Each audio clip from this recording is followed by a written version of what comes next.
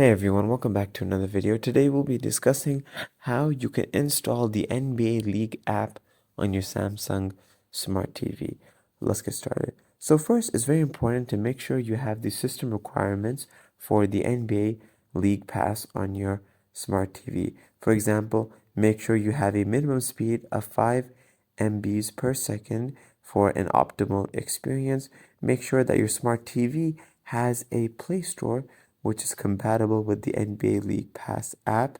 And of course, once you've ensured all that, all you simply have to do is go to your Smart TV's App Store, type into the search bar NBA League Pass app, and then simply install the application. Once you've done that, go ahead and log in using a username and password.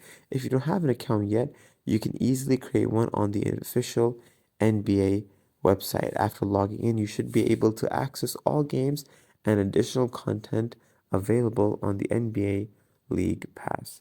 I hope this video was helpful. Thanks for watching.